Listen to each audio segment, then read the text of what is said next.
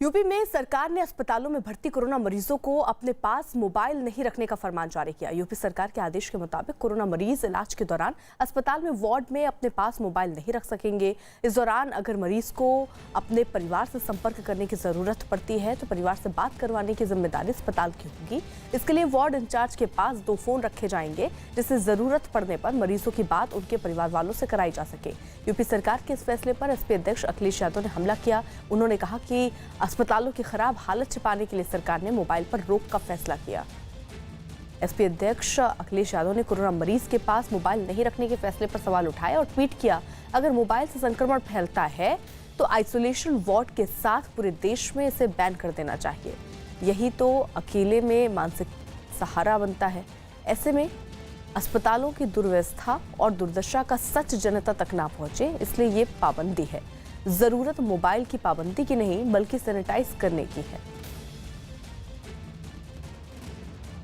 भदोही जिले से एक वीडियो सामने आया जिसमें आधा दर्जन लोग मिलकर एक बुजुर्ग समेत उसके परिवार के लोगों की डंडों से पिटाई कर रहे हैं। ये चौंकाने वाला वीडियो सोशल मीडिया पर वायरल है और ये तस्वीर भदोही जिले के औराई कोतवाली क्षेत्र के खेतलपुर गांव की है। बताया जा रहा है कि ये झगड़ा जमीनी विवाद का है, जिसमें एक पक्ष ने विरोधियों के परिवार को लाठी डंडों से पीटा है। इस मारपीट में 3 लोग गंभीर रूप से घायल हुए। पुलिस ने इस मामले में 5 लोगों के खिलाफ नामजद और 2 अज्ञात लोगों पर मुकदमा दर्ज किया।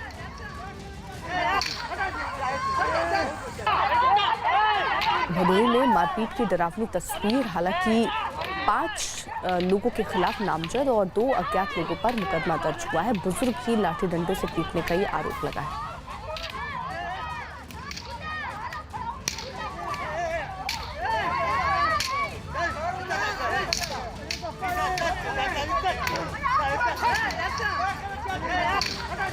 तो ये बुजुर्ग के पूरे परिवार को पीटा गया है। बुजुर्ग पर भी जमकर लाठियां भांजते ये लोग नजर आए हैं और लगातार उनको पीटा गया है। बताया जा रहा है कि जमीन विवाद को लेकर ये लोग आपस में भिड़ गए और यहाँ भदोही में एक बुजुर्ग पर जमकर लाठियां बरसाई।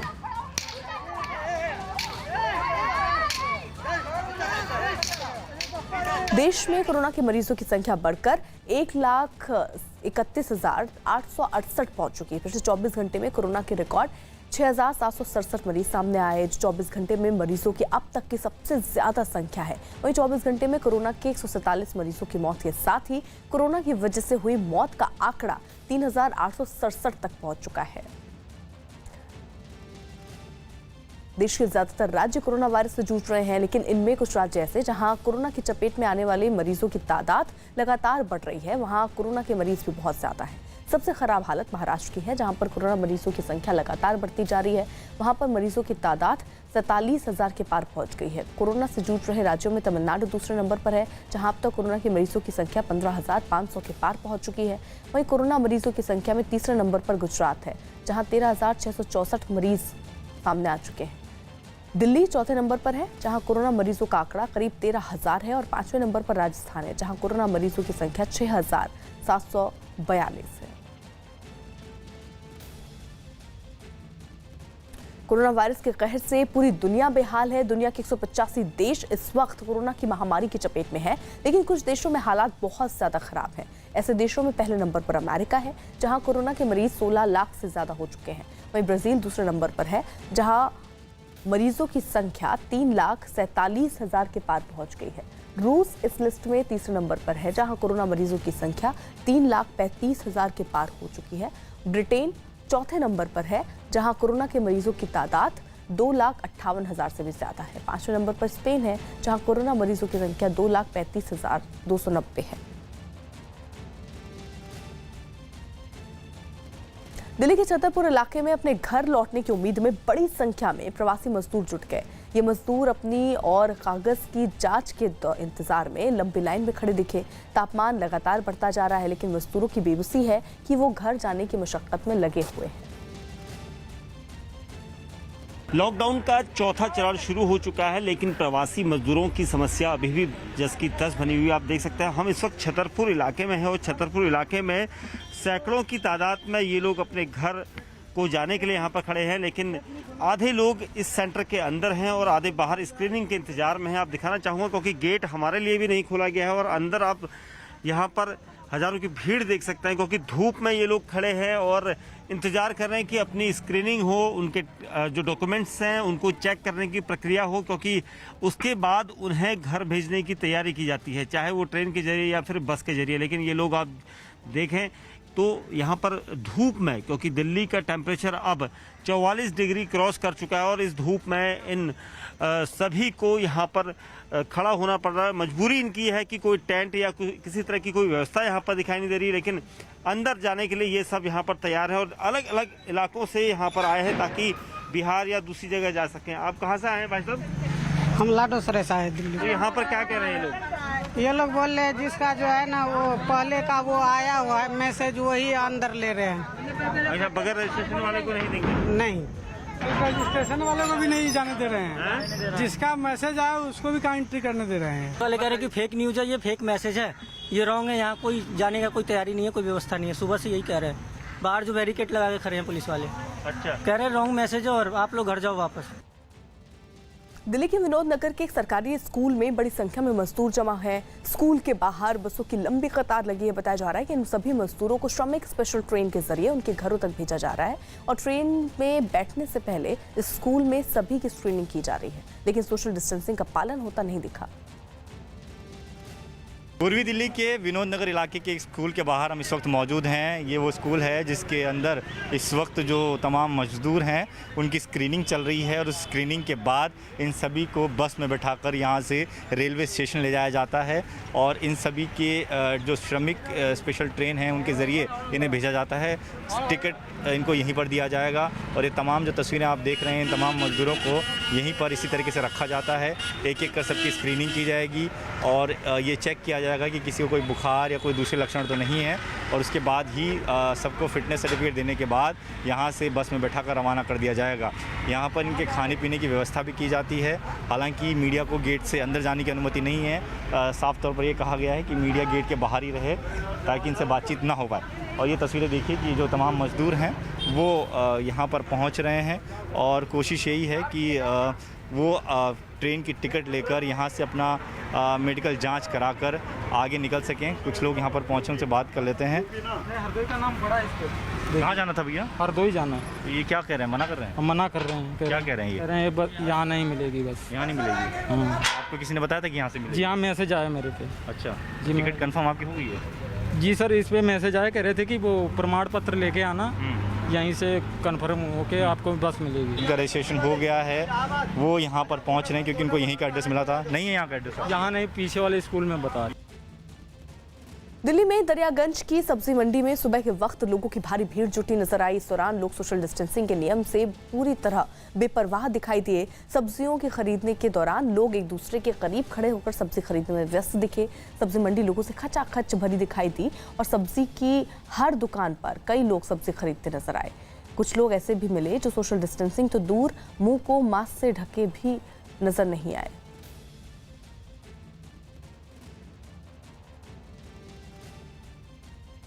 मुंबई में मजदूरों की मुसीबतें कम नहीं हो रही हैं। बस न मिलने की वजह से मजदूरों के मासूम बच्चे बंद पड़े शॉपिंग मॉल के बाहर और फुटपाथ पर ही सोने को मजबूर हैं। सबसे बड़ी दिक्कत इन मजदूरों के बच्चों को हो रही है जो भूखे हैं। रात भर भूखे सोए इन बच्चों को आज सुबह कुछ मदद की जो मिले, उन्होंने चिप्स और कुछ पैकेट बिस्किट के दिए।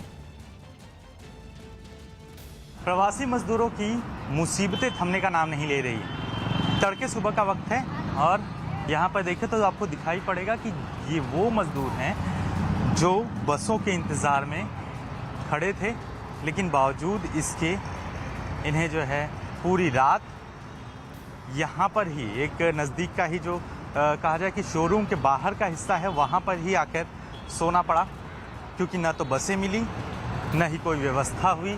ऐसे में यहाँ पर आके पूरी रात निकाली है और अब सुबह से वापस इंतज़ार में हैं कि इन्हें शायद आज जो है वो बस मिल जाए। बस कब जाएगी, कब जाएगी बताया गया? मालूम नहीं, 8 बजे जाएगी। फ़िलहाल जो है बोल के रखा गया है कि सुबह जाएगी, लेकिन जहाँ तक नज़र जाए वहाँ तक लोग जो है इसी तरह से पूरी रात काट रहे हैं। न खाने की कोई व्यवस्था है और न ही रहने का कोई साधन है। भूखमरी है, परेशानियां हैं। और स्थिति आगे और भी ज़्यादा गंभीर है, क्योंकि वहाँ पर टोकन लेकर लाइन में लोग खड़े हैं, लेकिन अभी तक ये पता नहीं चल पाया, ये साफ नहीं हो पाया कि आखिरकार वो जाएंगे तो कब जाएंगे, बसें मिलेंगी तो कब मिलेंगी। उधर राजस्थान के अजमेर से एक बस 21 लोगों को लेकर मुंबई पहुंची और ये वो लोग हैं जो लॉकडाउन से पहले अजमेर में दरगाह पर मत्था टेकने गए थे, लेकिन लॉकडाउन में वहीं फंस गए। लंबे वक्त के बाद जब वो लौटे तो उनकी स्क्रीनिंग की गई और हाथों में स्टैंप भी लगा दिया गया, लेकिन लोगों का आरोप है कि मुंबई पहुंचने के बाद उन्हें कोई सुविधा नहीं मिली और वो सड़कों पर ही बैठे हुए हैं। राजस्थान परिवहन की बस मुंबई पहुंची है और उन लोगों को लेकर पहुंची है जो कि राजस्थान में अजमेर में फंसे हुए थे। मुंबई पहुंचने के साथ इनके हाथों पर देखें तो होम क्वारंटीन के स्टैम्प किए गए हैं, यानी कि ये जो पहुंचे हुए लोग हैं, ये इसमें से कुछ लोग पुणे जाने वाले हैं, कुछ लोग जलगांव जाने वाले हैं, कुछ लोग अन्य इलाकों में जाने वाले लोग हैं, लेकिन इन लोगों को फिलहाल होम क्वारंटीन किया जाएगा, यानी कि इन्हें क्वारंटीन रखा जाएगा। उसके बाद आगे इन्हें कुछ दिनों के बाद जो है वो घर जाने दिया जाएगा, उसकी व्यवस्था की जाएगी। आप लोगों को यहाँ पे क्या बताया गया है, जब आप लोग कब पहुँचे यहाँ पे और क्या बताया गया? रात को पहुँचे हम, रात को 11 बजे। और उधर हम 2 महीना रह के आए होम वारंटी में। 2 महीना हमारे को स्कूल के अंदर रोज चेकिंग को आते थे, डॉक्टर आते थे, गले के अंदर भी लकड़ी डाल के चेक किए और 6 बार ये होम वारंटी का निशान लगा चुके। 11 बजे आए, खाली चेकिंग करके स्टैम्प लगाई बस। जी सवेरे भेजाएंगे बोले, ये हमने कहा ये थप्पा मारे, बोले सवेरे आपको भेजा जाएगा। राजस्थान में 2.5 महीने रहने के बाद ये जब मुंबई में प्रवेश कर रहे हैं तो पहले इन्हें अपने गंतव्य स्थानों तक जाने से पहले क्वारंटीन रखा जाएगा। क्या आप लोगों को क्वारंटीन रखने के लिए कुछ व्यवस्था की गई? रात को कुछ बताया गया? हाँ, रात को थप्पा मारने के बाद में बताया गया कि सवेरे के टाइम पे भिजाया जाएगा आपको। प्रवासी मजदूरों के मुद्दे पर बीजेपी ने महाराष्ट्र सरकार पर नाकाम रहने का आरोप लगाया, जिससे भड़की शिवसेना ने अपने मुख्य पत्र सामना के जरिए यूपी के सीएम योगी पर बड़ा हमला करते हुए लिखा कि यूपी के सीएम अपने ही राज्य की जनता को अंदर नहीं आने दे रहे हैं। ये ठीक उसी तरह से है जैसे हिटलर ने दूसरे विश्व युद्ध के दौरान यहूदियों को मारा था। योगी सरकार अपने ही लोगों को राज्य में प्रवेश न देकर उनके साथ अमानवीय व्यवहार कर रही है। ब्राजील की आर्थिक राजधानी माने जाने वाले साओ पाउलो में कोरोना से हो रही लोगों की मौत के बाद बड़ी संख्या में शवों को दफनाए जाने का वीडियो सामने आया। ड्रोन से बनाए गए वीडियो में बड़ी संख्या में एक साथ खोदकर पहले से तैयार की गई कब्रें भी साफ दिख रही हैं, जबकि वहीं कुछ लोग शवों को दफनाते भी दिख रहे हैं। इस दौरान कुछ ही लोगों को वहां मौजूद रहने की इजाजत है। एक तस्वीर में कोरोना से मरने वालों का परिवार का एक सदस्य सदमे में दिखा। ताज़ा आंकड़ों के मुताबिक 3,35,882 लोग अब तक कोरोना पॉजिटिव वहां हो चुके हैं, जबकि कल तक कोरोना से मरने वालों की संख्या 21,000 को पार कर गई थी। WHO ने पूरे दक्षिण अमेरिका में ब्राजील को कोरोना से सबसे ज्यादा प्रभावित देश करार दिया, जबकि पूरी दुनिया में ब्राजील कोरोना से प्रभावित देशों में दूसरे नंबर पर पहुंच गया। उत्तर कोरिया के शासक किम जोंग उन की तस्वीर एक बार फिर नजर आई है। उत्तर कोरिया मीडिया ने रविवार को किम जोंग उन की कुछ तस्वीरों को जारी किया। इन तस्वीरों में किम जोंग उन अपने सेना के अधिकारियों के साथ मीटिंग करते दिखे। उत्तर कोरिया के सरकारी मीडिया के मुताबिक सेना के अफसरों के साथ मीटिंग में किम जोंग उन ने देश के परमाणु हथियार के भंडार को लेकर चर्चा की और सेना को चौकन्ना रहने के आदेश दिए। 3 हफ्तों में किम जोंग उन पहली बार नजर आए। इससे पहले किम जोंग उन को लेकर अटकलों का बाजार गर्म था।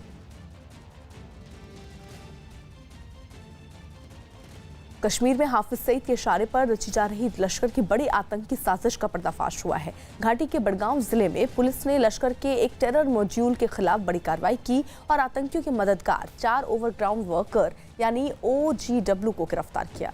पकड़े गए चारों OGW के पास से भारी मात्रा में गोला बारूद और विस्फोटक बरामद किए गए हैं। सूत्रों के मुताबिक पकड़े गए OGW यहां लश्कर के आतंकियों की लॉजिस्टिक के साथ साथ गाइड के तौर पर मदद कर रहे हैं। पुलिस ने चारों के खिलाफ आतंकी गतिविधि के साथ साथ आर्म्स एक्ट के तहत मामला दर्ज किया है।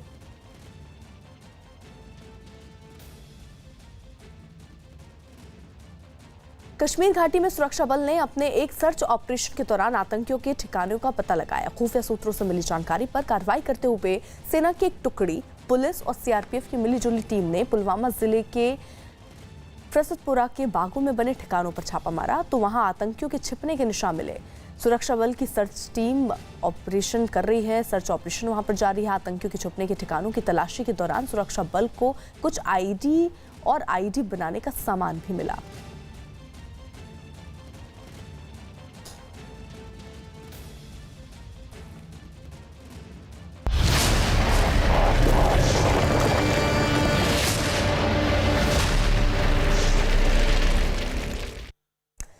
नमस्कार, मुद्दा गरम देख रहे हैं आप और मैं हूं आपके साथ अर्पिता आर्या। इस वक्त मुद्दा गरम हो गया है कि क्या उद्धव राज में सुरक्षित नहीं है साधु कि सवाल इसलिए बड़ा हो गया है क्योंकि आज महाराष्ट्र के नांदेड़ में एक साधु और उसके सहायक की हत्या कर दी गई। बताया जा रहा है कि आरोपी ने आश्रम में घुसकर साधु की हत्या की। आश्रम के अंदर साधु की हत्या होने से उद्धव राज में साधुओं की सुरक्षा पर सवालिया निशान लगने लगे हैं। ये दो तस्वीरें आपके सामने और किस तरीके से अब ये सवाल उठ रहे हैं कि क्या उद्धव राज में साधु सुरक्षित नहीं है क्योंकि उन्हीं के आश्रम में घुसकर जिस तरीके से ये हत्या हुई है, क्योंकि उसके बाद एक और शव वहां से मिला था जो बताया जा रहा था, जो अभी जानकारी मिल रही है उसके हिसाब से कि वो उनका साथी हो सकता है और अब जांच भी आगे बढ़ रही है।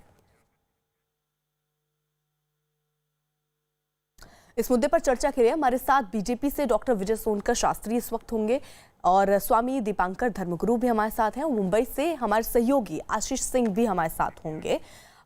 जिस तरीके से ये पूरी जानकारी है उस पर हम रुक करें, लेकिन सबसे पहले यहाँ पर क्या उद्धव राज में सुरक्षित नहीं है साधु, इस पर चर्चा हम इसलिए आज कर रहे हैं क्योंकि महाराष्ट्र के नांदेड़ में एक साधु की आश्रम में घुसकर हत्या कर दी गई, जबकि 16 अप्रैल को महाराष्ट्र के ही पालघर में 2 साधुओं की हत्या के बाद भी राज्य में साधुओं की सुरक्षा पर सवाल उठे थे। तो 16 अप्रैल 2020 को भी कुछ ऐसी ही घटना पालघर में सामने आई और उसके बाद अब नांदेड़, यानी अगर हम स्थिति को देखें तो या इस समय यही सवाल सबसे महत्वपूर्ण उठ रहा है कि क्या उद्धव राज में साधु सुरक्षित नहीं है। इस पर चर्चा हम इसलिए आज कर रहे हैं क्योंकि आज महाराष्ट्र के नांदेड़ में एक साधु की आश्रम में घुसकर हत्या कर दी गई, जबकि 16 अप्रैल को महाराष्ट्र के ही पालघर में 2 साधुओं की हत्या हुई थी।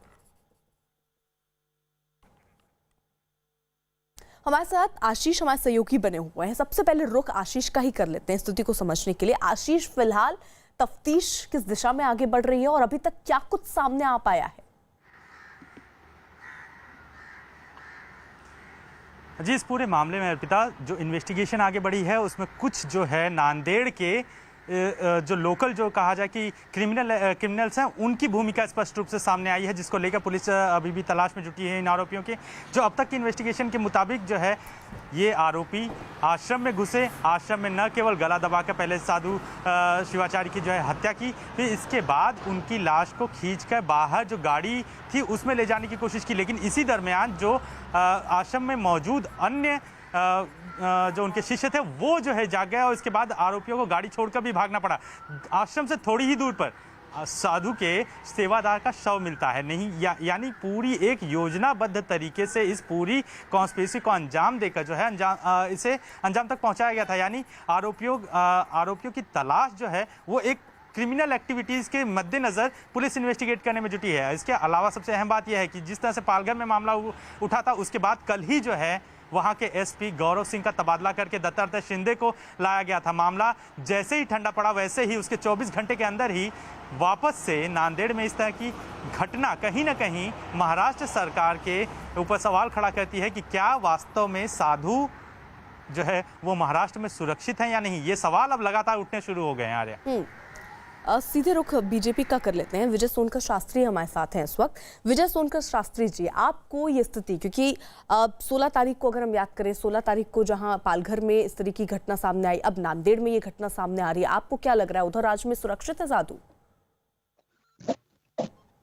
देखिए, केवल उद्धव राज की बात न किया जाए, ये इसको यूं कहा जाए कि उद्धव राज के साथ साथ कांग्रेस समर्थित सरकार और कांग्रेस या कांग्रेस समर्थित सरकारें जब भी होती हैं तब इस प्रकार की घटनाएं होती ही हैं।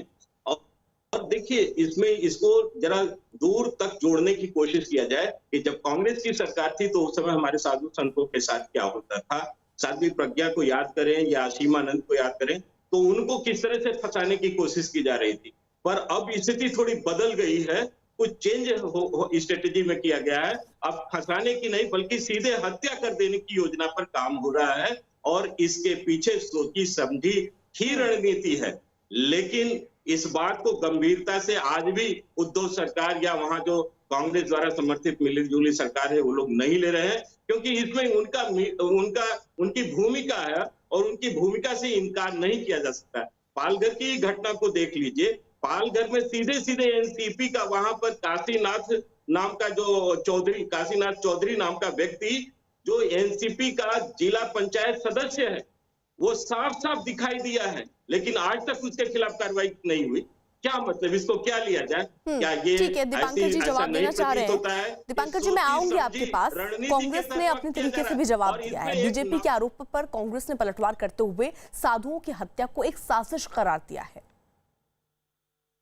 जिस तरह से नांदेड़ में एक सम्मानित साधु की हत्या हुई है उसका हम निषेध करते हैं और जिसने भी ये किया है उस आरोपी को जल्द से जल्द खोजकर कड़ी से कड़ी सजा जो है वो दी जाएगी। लेकिन एक बात इस षड्यंत्र की भी इसमें से बू आती है, वो ये है कि साधुओं की हत्या, वो भी जो एकांत में रहते हैं, उनकी क्यों हो रही है? क्या कुछ लोग महाराष्ट्र सरकार को अस्थिर करना चाहते हैं? ऐसा भी डाउट, ऐसी भी आशंका जो है वो मन में आए बगैर रहती नहीं है। स्वामी दीपांकर भी कुछ कहना चाह रहे थे। दीपांकर जी, आप अपने जवाब जो आप देना चाह रहे हैं, जो बोलना चाह रहे हैं वो बोलिएगा, लेकिन इसके साथ एक बड़ा सवाल ये भी कि आपको क्या लग रहा है, महाराष्ट्र में जिस तरीके से 2 घटनाएं सामने आई हैं, आपको लग रहा है वहां पर साधु सुरक्षित है? सच बात ये कहूँ, इन सब बातों को सुनकर रोना आ रहा है, तकलीफ हो रही है। राजनीति का खेल प्रारंभ हो गया। सन्यासी पहले पालघर में 2 नरभक्षियों की भीड़ के आगे मारे गए, आज एक सन्यासी की गला रेतकर हत्या कर दी गई, उसके 4 कदम पर उसका सेवादार मिला है, उनको आशंका हो रही है। उधर राज्य में यही सब चल रहा है। हकीकत ये समझ में नहीं आ रही कि हम लोगों की खता क्या है, किस कौन से गुनाह की हमें ये सजा दी जा रही है। या मात्र मार देना किसी बात का समाधान होता है, या हम लोगों का भगवा पहनना प्रीति गुनाह हो गया। मतलब कुल मिलाकर के परिस्थिति यह है कि ढाक के 3 पात कि साधु सन्यासी को मारकर आप डराना चाहते हो। याद रखिएगा, ना सनातन डरेगा, ना झुकेगा, ना रुकेगा आपके डराने से। पर इस प्रकार की एक युवा सन्यासी है, 25 से 26 साल इसकी उम्र होगी सन्यासी की। क्या आप जताना चाहते हैं सन्यासियों को मारकर कि भारत में सन्यासी क्या सुरक्षित नहीं है? क्या अटक से लेकर कटक, कश्मीर से कन्याकुमारी, तक्षशिला को तीर्थ मानने वाले, चाणक्य को अपना आचार्य मानने वाले सन्यासियों का यूं ही नरसंहार होगा? बोल दीजिए कोई असामाजिक तत्व है, बोल दीजिए कोई उस पर भी चोरी का इल्जाम लगाया था। यहां पर भी कह रहे हैं कि चोरी की मंशा से आए थे। हमें शर्म और लज्जा नाम की चीज मर गई या दफन कर दिया। मतलब हम लोगों की, मैं क्या कहूं प्रीति, दीपांकर जी, कुछ नहीं कहना पुनः, क्या कहना। दीपांकर जब बात होती है कि जांच का नाम लेते हम लोगों को हंसी नहीं आती। अर्पिता, क्या हम लोगों को हंसी नहीं आती जब हम जांच का नाम लेते हैं? दीपांकर जी, आपको इन सब के पीछे कहाँ ऐसा लग रहा है, कहाँ चूक दिख रही है, या किस वजह से आप ये मान रहे हैं कि साधुओं पर इस तरीके से हमले हो रहे हैं, चाहे वो पालघर की घटना हो या जो अब जो सामने आई है नांदेड़ की घटना हो? अर्पिता, कम से कम नहीं तो 6 महीने से 7 महीने से तो लगातार मुझे थ्रेट आ रही है, और मैं तो एक शमशान में रहता हूं, तो क्या मैं समझूं? रही बात उनकी, छोड़ दीजिए कि ये 2 सन्यासी पहले पालघर में मारे गए, बोले कि गलतफहमी हो गई, बच्चा चुरा रहे थे इसलिए मारे गए। कभी 70 साल के बुजुर्ग ने बच्चा चुराया है? आज भी उनकी देह पर पड़ती लाठियां देखता हूं तो मैं शहर जाता हूं। वो बीते अभी महीना नहीं बीता, अभी आप देख लीजिए कि नांदेड़ में एक सन्यासी को, युवा सन्यासी को, मैं खुद एक युवा सन्यासी हूं, उसको मार दिया गया, गला रेत कर मारा गया, गला रेता जा रहा होगा, उसकी जुबान, उसके दिल पर क्या बीत रही होगी। हम लोग कौन सा समाज का निर्माण कर रहे हैं? क्या महाराष्ट्र, वो महाराष्ट्र जो शिवाजी की भूमि है, वो महाराष्ट्र? दीपांकर जी, बिल्कुल, वाकई एक महत्वपूर्ण सवाल है। हम कोशिश कर रहे हैं कि जल्द से जल्द शिवसेना या कांग्रेस से कोई हमारे साथ जुड़ जाए, उसका प्रयत्न हम कर रहे हैं। लेकिन उससे पहले बीजेपी नेता राम कदम ने महाराष्ट्र सरकार पर निशाना साधा और साधुओं की सुरक्षा करने में उन्हें असफल करार दिया है। महाराष्ट्र में गत 1 महीने के अंतराल में ये दूसरी बार साधुओं की हत्या हो चुकी है। पहली हत्या को सरकार ने अफवाह कह के करार दे दिया, समूचे देश की और संतों की मांग थी सीबीआई को सरकार जांच सौंपे, पर महाराष्ट्र सरकार ने अब तक नहीं किया। अब 1 महीने में दूसरे साधु की हत्या होती है। ये हो क्या रहा है महाराष्ट्र में? ना महाराष्ट्र में संत साधु सुरक्षित है, ना पुलिस सुरक्षित है।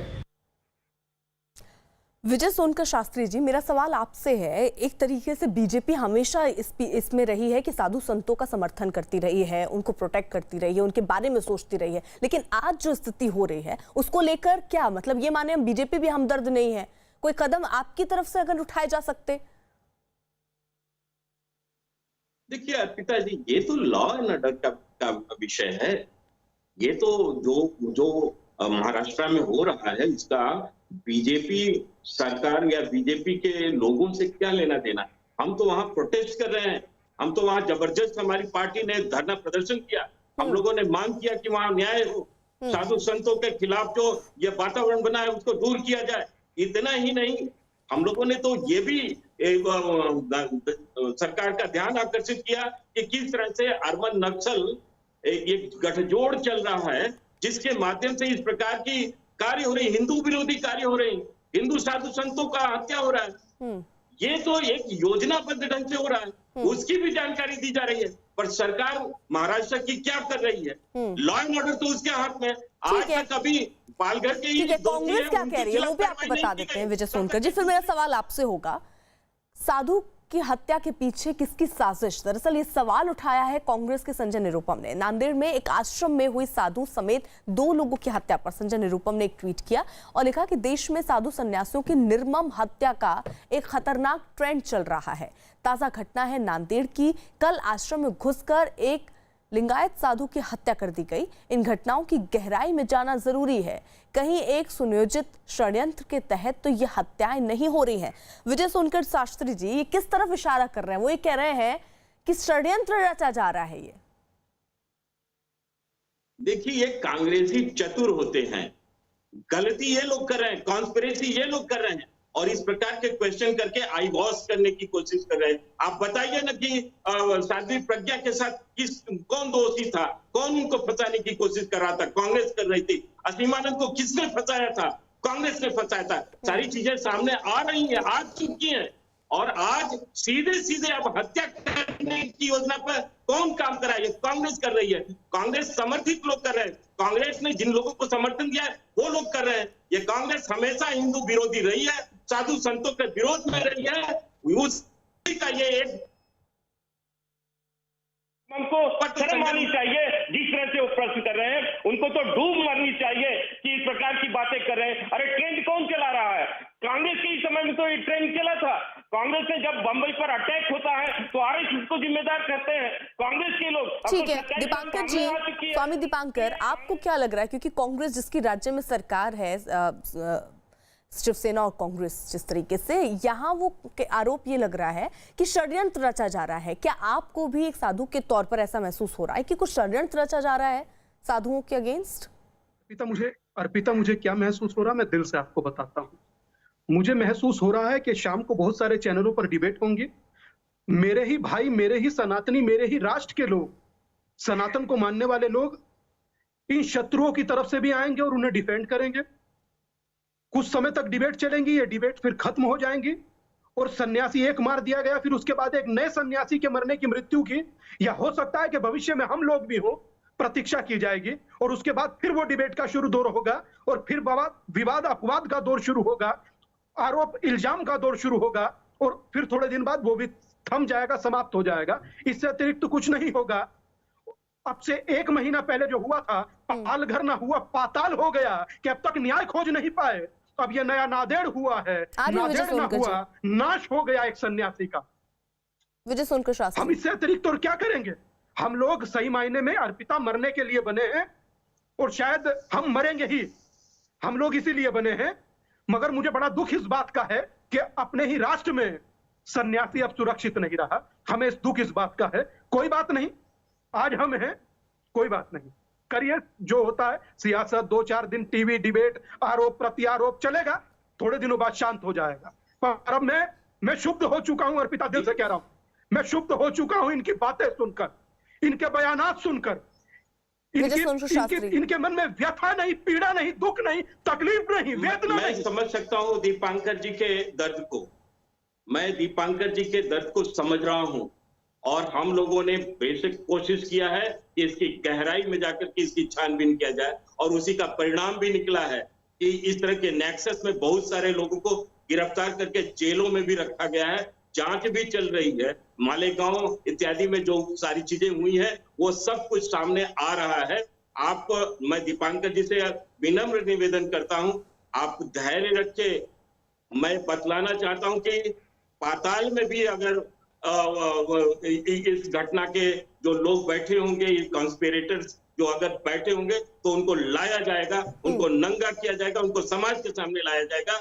ये मैं आपसे वादा कर रहा हूं, और मेरी सरकार खास तौर से इन सब चीजों के संदर्भ में बहुत ही संवेदनशील। जब मैं आपसे सवाल कर रही हूँ कि यहाँ अपने देश में साधु क्या सुरक्षित नहीं है, तो आप ये कह रहे हैं कि ये तो कानून के हाथ में है, राज्य सरकार के हाथ में है, वो देखें, हम तो सिर्फ प्रोटेस्ट कर सकते हैं। नहीं, ऐसा नहीं है अर्पिता जी। मैंने जो बात कहा है, मैंने ये कहा कि अगर देखा जाए तो लॉ एंड ऑर्डर तो वो स्टेट गवर्नमेंट का है, लेकिन जहां तक इसकी गहराई की बात है, इस कॉन्स्पिरेसी की बात है, तो वो तो हर हालत में उस कॉन्स्पिरेटर को तो गिरफ्तार करना ही पड़ेगा, उसको तो एक्सपोज करना ही पड़ेगा। और ये सारी चीजें ठीक है, मैं आ रही हूँ आपके पास। सरकार का भी दायित्व होता है। ठीक और है, मुझे पूरा साधुओं की हत्या में आ रही हूँ। साधुओं की हत्या के मामले पर विश्व हिंदू परिषद ने नाराजगी जताते हुए महाराष्ट्र सरकार को चेतावनी दी है। एक बड़ी दुखद घटना महाराष्ट्र के नांदेड़ से मिली है। एक और पूज्य संत की हत्या कर दी गई है नांदेड़ में। अभी बहुत दिन नहीं हुए, पालघर में 2 पूज्य संतों की हत्या हुई थी, उनके सहयोगी की हत्या हुई थी, और उस गढ़ में हत्या हुई थी जो वामपंथी और ईसाइयों का गढ़ है। घेर कर उनको मारा गया था। नांदेड़ के पूज्य संत की हत्या में जो हत्यारे सम्मिलित हैं, उनको महाराष्ट्र सरकार तुरंत पकड़ करके उन पर कड़ी कार्रवाई करे। देश भर के संतों में बड़ा आक्रोश है, हिंदुओं की, श्रद्धालुओं की, आस्थावानों की, और संतों के आक्रोश को झेलने के लिए तैयार रहे।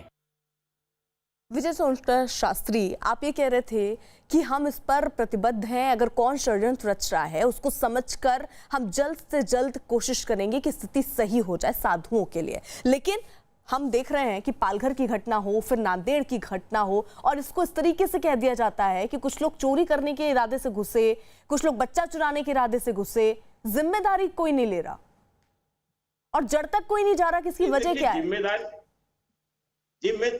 पिताजी, जिम्मेदारी तो स्पष्ट है कि इसकी जिम्मेदारी तो महाराष्ट्र सरकार की है, और महाराष्ट्र में उद्धव, कांग्रेस पार्टी या एनसीपी, शरद पवार, इन सब की जिम्मेदारी है। ये सब लोग इस समय जो हत्याएं हो रही है उनके लिए जिम्मेदार है, क्योंकि इन लोगों की मिलजुल करके इनकी सरकार है। और इसमें मैं ये महसूस करता हूं कि इसके पीछे कांग्रेस की कुछ ज्यादा भूमिका इसलिए हो सकती है कि कांग्रेस लंबे समय से महाराष्ट्र में शासन की थी, उनके नेटवर्क थे जो भाजपा के आने के बाद सो गए थे, वो सुस्त पड़ गए थे, लेकिन अब फिर उनको एक बार मौका मिला है, इस बार फिर वो। पालघर की जो घटना हमने देखी, उसके बाद नांदेड़ की जो घटना हम देख रहे हैं, पिछली घटनाओं से हमने क्या सबक सीखा? क्या पिछली घटना से हम ये सबक सीख गए कि अब आगे ऐसी घटना नहीं होगी साधुओं के लिए? क्या कहा गया सरकार की तरफ से? अभी उनका पक्ष क्या रहा? अर्पिता, अभी तक जो है राज्य सरकार नांदेड़ पुलिस की इन्वेस्टिगेशन रिपोर्ट का इंतजार कर रही है। नांदेड़ पुलिस का साफ तौर पे कहना है कि शुरुआती मामला जो है वो चोरी का लग रहा है, लेकिन कहीं ना कहीं इसमें क्रिमिनल्स की एक पूरी योजनाबद्ध तरीके से की हुई रणनीति उभर कर सामने आ रही है, जिसमें पहले साधु की हत्या की जाती है गला दबाकर, फिर उसकी लाश को बाहर निकाला जाता है और बाहर खड़ी हुई कार में जो है वो डालने की कोशिश की जाती है, ताकि पूरा मामला जो है वो एकदम साफ सुथरे तरीके से रफा दफा किया जा सके और साधु की गुमशुदगी का मामला लगे।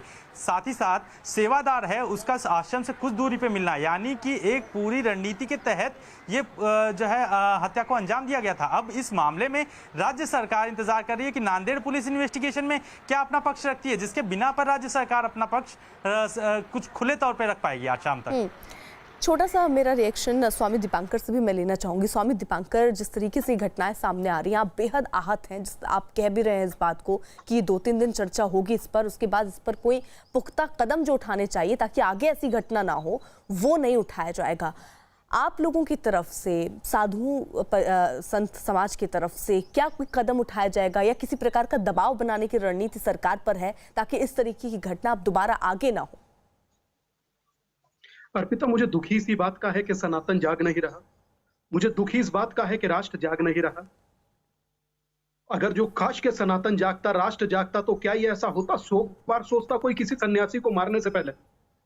और ये बिल्कुल सही कहा कि उस घटना से हमने क्या सीखा। बहुत अच्छा प्रश्न था आपने, बोले उस घटना से हमने क्या सीखा कि उसमें भी बच्चा चोर साधु बता दिया था, इसमें भी चोरी की घटना बता दें। पहला तो यही सीखा। दूसरा, फिर उस सन्यासी के शव को किसी डेड बॉडी को कहीं सौंपना होगा, वहां से पैसे लेने होंगे, फिर ये बोल दे। मतलब इस तरीके की बचकानी बातें आप बोल करके मैं समझ नहीं पा रहा हूं कि आप लोग हम लोगों के साथ कर क्या रहे हैं। मगर आप जो भी कर रहे हैं ना, आप यकीन मानिए बहुत खतरनाक कर रहे हैं। इस देश के साथ आपने आने वाली सनातन ये जो नस्लें हैं उन्हें आप क्या संदेश दे रहे हैं? स्वामी दीपांकर जी, बिल्कुल सही बात आप कह रहे हैं। और राज्य सरकारों को जिम्मेदार होना होगा हर एक नागरिक के लिए, साधुओं के लिए, हर एक शख्स जो इस देश में रह रहा है उसकी जिम्मेदारी इन्हीं राज्य और केंद्र सरकारों पर बनती है, जो निभानी बहुत जरूरी है। फिलहाल चर्चा में शामिल होने के लिए आप सभी का बहुत बहुत शुक्रिया। उधर प्रवासी मजदूरों के मुद्दे पर बीजेपी ने महाराष्ट्र सरकार पर नाकाम रहने का आरोप लगाया है, जिससे भड़की शिवसेना ने अपने मुखपत्र सामना के जरिए यूपी के सीएम योगी पर बड़ा हमला करते हुए लिखा कि यूपी के सीएम अपने ही राज्य की जनता को अंदर नहीं आने दे रहे हैं। ये ठीक उसी तरह से है जैसे हिटलर ने दूसरे विश्व युद्ध के दौरान यहूदियों को मारा था। योगी सरकार अपने ही लोगों को राज्य में प्रवेश न देकर उनके साथ अमानवीय व्यवहार कर रही है। यूपी में सरकार ने अस्पतालों में भर्ती कोरोना मरीजों को अपने पास मोबाइल नहीं रखने का फरमान दिया।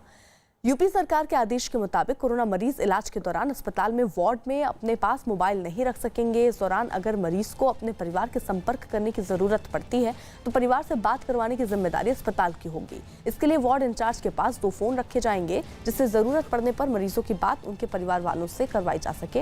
यूपी सरकार के इस फैसले पर एसपी अध्यक्ष अखिलेश यादव ने हमला किया। उन्होंने कहा कि अस्पतालों की खराब हालत छिपाने के लिए सरकार ने मोबाइल पर रोक का फैसला लिया है। एसपी अध्यक्ष अखिलेश यादव ने कोरोना मरीज के पास मोबाइल नहीं रखने के फैसले पर सवाल उठाया और ट्वीट किया कि अगर मोबाइल से संक्रमण फैलता है तो आइसोलेशन वार्ड के साथ पूरे देश में इसे बैन कर देना चाहिए। यही तो अकेले में मानसिक सहारा बनता है। ऐसे में अस्पतालों की दुर्व्यवस्था और दुर्दशा का सच जनता तक ना पहुंचे, इसलिए ये पाबंदी है। जरूरत मोबाइल की पाबंदी की नहीं बल्कि सैनिटाइज करने की है।